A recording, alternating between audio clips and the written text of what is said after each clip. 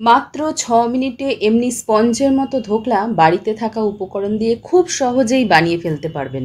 যারা নতুন রান্না শিখছেন তারাও পারবেন। এইরকম এক টুকরো ধোকলা যখন আমরা বাজারে কিনে খাই তখন কিন্তু অনেক দাম নেয়। আর বাজারে এইরকম এক টুকরো ধোকলার যে দাম নেয় সেই দামেই এই পুরো ধোকলাটা আপনারা বাড়িতে বানিয়ে ফেলতে পারবেন। তবে স্টেপ বাই স্টেপ অবশ্যই ফলো করুন, না হলে কোথায় কতটা কী দিয়েছি সেটা কিন্তু বুঝতে পারবেন না। তো চলুন রেসিপিটা কিভাবে করেছি আপনাদের সাথে শেয়ার করছি।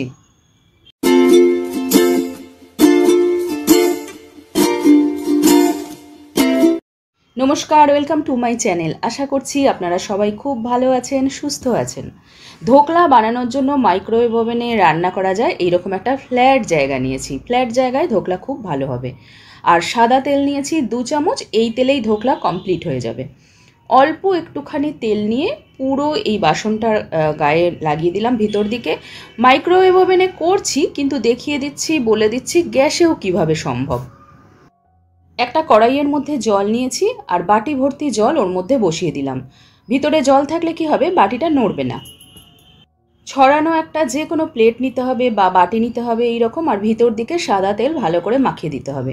তারপর ধোকলার মিশ্রণটা ওর মধ্যে দিয়ে একটা ঢাকা দিতে হবে। ঢাকা অবশ্যই দিতে হবে, না হলে যে জলটা ফুটবে সেই জলটা ফুটে ওই ধোকলার ভিতরে ঢুকে যাবে। সেই জন্য ঢাকা অবশ্যই দিতে হবে। এবার এর উপরে আবার আর একটা ঢাকা দিতে হবে, যাতে খুব তাড়াতাড়ি ভালোভাবে ধোকলাটা ভাপা হয়ে যায়। আসলে ধোকলা ভাজা একটা খাবার না, ভাপানো খাবার। সেই জন্যই এইভাবে করতে হবে। আর গ্যাসের ফ্লেম রাখতে হবে মিডিয়াম। তারপর টকবক করে যখন ফুটবে তখন ওই ধোকলাটা রেডি হতে থাকবে। মাঝে অবশ্য চেক করতে হবে। আর এখানে যেহেতু টাইমটা বলে দেব, সেই জন্য আলাদা করে চেক করার দরকার হবে না। কিভাবে চেক করতে হবে সেটা আমি পরে বলছি। 2 কাপ বেসন নিয়েছি। বেসনটা খুব ভালো করে চেলে নিতে হবে যেন ভিতরে একটুও দানা না থাকে।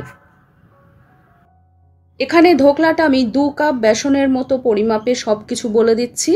আপনারা যদি বেশি বা কম ধোকলা করেন সেই ক্ষেত্রে অন্য যা জিনিসগুলো আমি এর মধ্যে দিচ্ছি তারও পরিমাণ কিন্তু বাড়বে বা কমবে। আর মাইক্রোওয়েভ ওভেনের যে টাইম সেটাও বাড়বে কমবে। পরিমাণ মতো নুন দিয়ে দিলাম আর পরিমাণ মতো চিনি। নুন আর চিনিটা আপনারা আপনাদের পছন্দ মতো দেবেন। এবার এই বেসনটার মধ্যে অল্প অল্প করে জল দিয়ে বেসনের একটা গোলা বানাতে হবে। আর এই বেসনটা যখন গুলবেন তখন কি করবেন, একটু বড় পাত্র নেবেন। বড় পাত্র কেন নিতে বলছি সেটা আপনারা পরে দেখতে পাবেন। বড় পাত্র না নিলে পরে কিন্তু খুব প্রবলেম হবে। আর আমি ছোট জায়গায় বেসনটা চেলেছিলাম, প্রবলেম হবে বলেই আমি বড় পাত্রের মধ্যে বেসনটা নিয়ে নিয়েছি। জল কিন্তু একবারে ঢেলে দেবেন না, তাহলে কি হবে, বেসনটা কোনো কোনো জায়গায় দলা পাকিয়ে যাবে। অল্প অল্প করে জল নিয়েই এই গোলাটা বানাতে হবে। আর এই যে গোলাটা হচ্ছে, এই গোলাটা বেশ পাতলা হবে। মানে আমরা ওই যে বেগুনি চপ বানাতে যেরকম গোলা বানাই ওই রকম গোলা কিন্তু হবে না। কতটা পাতলা হবে সেটা আপনারা দেখে নিন। বেসনের এই গোলাটা একটু পাতলা না হলে এই ধোকলা কিন্তু খুব ভালো হবে না, আর ফ্লপি স্পঞ্জের মতো যে ব্যাপারটা সেটাও হবে না। সেই জন্য একটু পাতলা করতে হবে। আর এবার এর মধ্যে দিয়ে দিচ্ছি 1 চামচ তেল। যে 2 চামচ তেল নিয়েছিলাম তার থেকে 1 চামচ সাদা তেল দিয়ে দিলাম। আমি সানফ্লাওয়ার অয়েল নিয়েছি, আপনারা যে কোনো সাদা তেল নিতে পারেন। এবার এই তেলটা খুব ভালোভাবে বেসনের সাথে মিশিয়ে ফেলতে হবে। বেসনের গোলাটা রেডি হয়ে গেছে। এবার যে কাজটা করতে চলেছি সেটা ভীষণ ইম্পর্টেন্ট, সেটা খুব ভালোভাবে করতে হবে। আর ঠিক যেমন বলবো ঠিক সেইভাবেই কিন্তু করবেন। 2 কাপ বেসনের জন্য 1 প্যাকেট ইনো নিচ্ছি। ইনো এই রেসিপিতে লাগবে, আর ইনো দেওয়ার কারণেই ফ্লপি হবে। আর নিয়ে নিচ্ছি খাবার সোডা 2 চুটকি বা 2 স্পিঞ্চ এই রকম। এবার খাবার সোডাটা বেসনের ঠিক মাঝখানটাতে দিয়ে দিলাম, আর ওর মধ্যে দিয়ে দিচ্ছি ইনোর পুরো প্যাকেটটা। এই কাজটা খুব দ্রুত করতে হবে, ধীরে সুস্থে করলে কিন্তু হবে না। আবার পাশাপাশি খুব জোরে জোরে ঘেঁটে ফেললেও হবে না। এই ইনো আর যে খাবার সোডা সেটা একসাথে মিশে এইরকম ফ্লপি টাইপের হয়ে যাচ্ছে।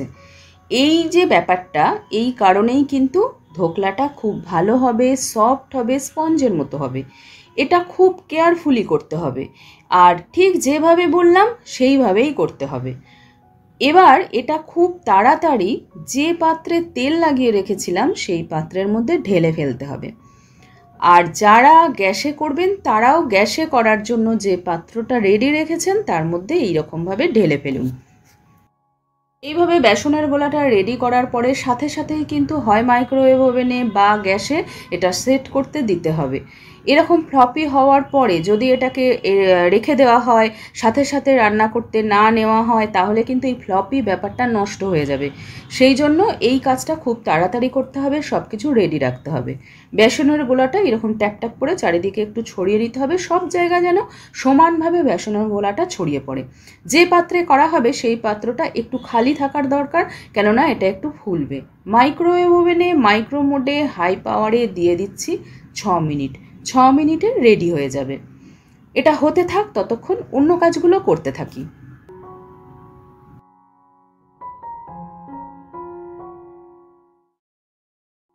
ধোকলায় তড়কা দেওয়ার জন্য নিয়ে নিয়েছি কয়েকটা কারি পাতা। কারি পাতার এই পাতাগুলো আলাদা করে নিলাম। কয়েকটা কাঁচা লঙ্কা বোটা ছাড়িয়ে তারপর চিড়ে নিচ্ছি। আর এটা কি হয়, দোকানে গোটাই রাখে, বোটা শুদ্ধ, একটু ঝাল ঝাল করতে চাইছি বলে একটু চিড়ে নিচ্ছি। 1 চামচ সর্ষে নিয়েছি। সর্ষের থেকে ভালো স্বাদ হয় রাইতে। রাই সর্ষের মতোই দেখতে, একটু ছোট দানা।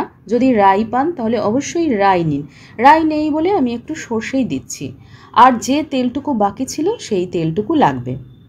আজকের ভিডিও যদি আপনাদের ভালো লাগে তাহলে প্লিজ একটা লাইক করে শেয়ার করবেন। আর চেনা পরিচিত বন্ধুদের একটু বলবেন যে মাইক্রোওয়েভ ওভেনে কিন্তু অনেক কিছু করা যায়। চ্যানেলে মাইক্রোওয়েভ ওভেনের উপরে প্রচুর ভিডিও আছে, আলাদা প্লে লিস্ট আছে, ওগুলো আপনারা চেক করে দেখতে পারেন। আর চ্যানেলে যদি নতুন হন তাহলে রিকোয়েস্ট করব সাবস্ক্রাইব করে অল বেলটা প্রেস করে রাখুন। যে ভিডিওই আপলোড করব আপনার কাছে পৌঁছে যাবে। যারা আমার চ্যানেলটি সাবস্ক্রাইব করেছেন তাদের সবাইকে আমার অনেক ধন্যবাদ। ফ্রেশ নারকেল অল্প একটু কুড়িয়ে নিলাম, এতে ধোকলার স্বাদটা ডবল হয়ে যাবে। 6 মিনিট হয়ে গেছে, ধোকলা একদম রেডি হয়ে গেছে। ধোকলাটা বার করে নিয়ে আসলাম। একটা কাঁটা চামচ বা ছুরি দিয়ে এইভাবে ফুটিয়ে দেখুন যে ওর মধ্যে কাঁচা গোলা লেগে আছে কিনা। যদি না লেগে থাকে আর সাইডগুলো যদি এইরকম খুলে আসে তাহলে জানবেন যে ধোকলা রেডি হয়ে গেছে। যদি এই রকম না হয় তাহলে আরও 2-1 মিনিট মাইক্রোওয়েভ ওভেনে দিয়ে দিন, তাহলে ধোকলা একদম রেডি হয়ে যাবে। জল কম বেশিতে এটা হতে পারে। যেভাবে বললাম সেভাবে করলে কিন্তু 6 মিনিটেই হয়ে যাবে। মাইক্রোওয়েভ ওভেনে রান্না করা যায় এই রকম একটা কাপ নিয়েছি, ওর মধ্যে তেলটা দিলাম, তারপর কারি পাতা, কাঁচা লঙ্কা, সর্ষেটা দিয়ে দিচ্ছি। এটা মাইক্রোওয়েভ ওভেনে 2 মিনিট দেবো, ঢাকা দিয়ে দেবো, মাইক্রো মোডেই দেবো। যারা এটা গ্যাসে করবেন তারা ফার্স্টে তেলটা দিন, তারপর বাকি জিনিসগুলো ওর মধ্যে দিয়ে দিন। যখন সর্ষেটা ফাটা শুরু করবে তখন নামিয়ে নেবেন।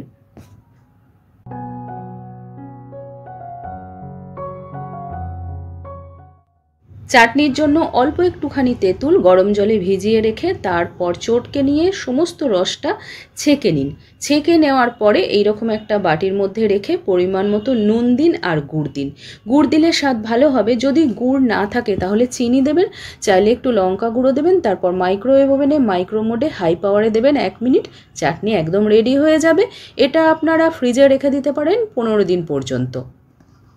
এর মধ্যে যা কিছু দিয়েছিলাম সেগুলো সব রেডি হয়ে গেছে। এবার মাইক্রোওয়েভ ওভেন থেকে বের করে নিয়ে বেসন মেপেছিলাম যে কাপে, সেই কাপের হাফ কাপ জল দিলাম। জলের পরিমাপ কিন্তু মাথায় রাখতে হবে। জল শুদ্ধ কাপটা মাইক্রোওয়েভ ওভেনে মাইক্রো মোডে হাই পাওয়ারে দিয়ে দিয়েছিলাম 2 মিনিটের জন্য। 2 মিনিটে রেডি হয়ে গেছে জলটা। এবার এই জলটা এই ধোকলার উপরে খুব ভালো করে ছড়িয়ে দিচ্ছি। এটা কিন্তু খুব ইম্পর্টেন্ট।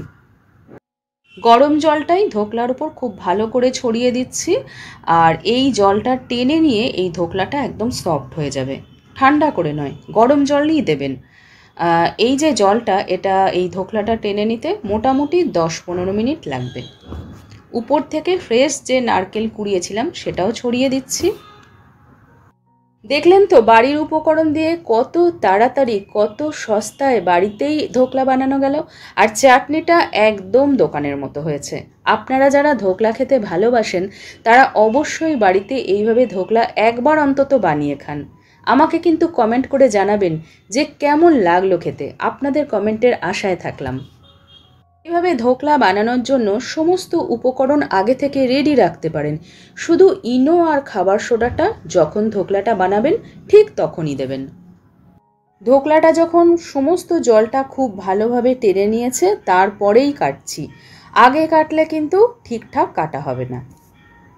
মাইক্রোওয়েভ ওভেন রান্নাঘরের অনেক বড় একটা বন্ধু। শুধু খাবার গরম না, মাইক্রোওয়েভ ওভেনে অনেক কিছু করা যায়।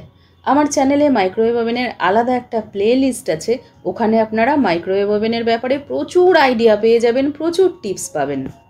আমার মাইক্রোওয়েভ ওভেনটার মাইক্রোমোডের হাই যে টেম্পারেচার সেটা হলো 900। আপনাদের হাই টেম্পারেচার কত সেটা কিন্তু অবশ্যই একবার চেক করে দেখে নেবেন, কেননা হাই টেম্পারেচার কত তার উপরে কিন্তু সময়টা কম বেশি হবে। সবাই খুব ভালো থাকুন, সুস্থ থাকুন। আপনাদের সাথে দেখা হবে আমার নেক্সট দিন। ততক্ষণের জন্য বাই বাই।